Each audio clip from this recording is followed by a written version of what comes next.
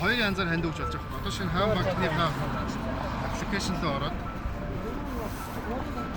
QPay гэдэг байгаа шүү дээ. Бүх банкн дээр тийм юутай уншуулдаг. QPay гэдэг. Тэгэл ингээ уншчихвол шууд хатан төхөөрөмс байгуулах гэл. Энэ ямар ч банкнаас банк. Тэгээд энэ 500 төгрөг байна уу 1000 төгрөг. Амаа ийм болсон юм биш үү?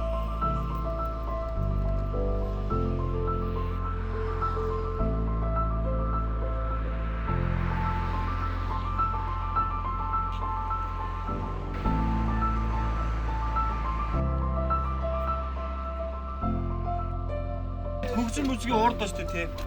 Тог тасарсан энийг ажиллахгүй. За энэ ингээд тог ирэхээр ажиллана заяа. Тэнгүүт ингээд ямар ч банкны картыг заяа. Ийшээ гэдгийг уншилч. Тэ?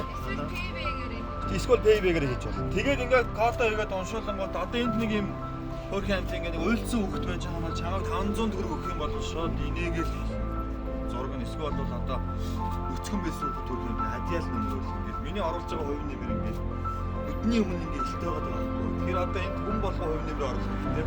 Автобусны карт уншихгүй. Зөвхөн банкны карт унших. Тэгээд энэ бол ингээд бас хотын 16 газар байрцсан тийм.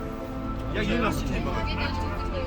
Яг энэ зөвхөн Монголд анх удаа ингэж хийж байна тийм. Монголд ингээд анх удаа хийж байгаа юм. Тэгээ энэ чинь бүгдээрээ эд шидийн орон хоёр төсөл дээр хандив өргөцгөөё.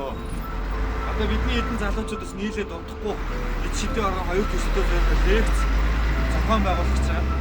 Тэгээ бүгдээрээ залуучууд хүрэлцэн ирж тэрэнд маш идэвхтэй оролцоороо орцохгүй бол хандив өргөөрөө эд шидийн орон хоёр маань ерөнхийдөө 80% тавьж байгаа төсөл. Тэгэд одоо бас нэлээд жоохон мөнгө хэрэгтэй байгаа. Тэн дээр хэдүүлээ туслаад нэг үсийн бүтээл байгуулалтыг хамтынхаа хүчээр дуусгацгаагаад маргаан шин гэрлийг хамтдаа асаацгаая гэж залуучуудаас уриалмаар байна тийм.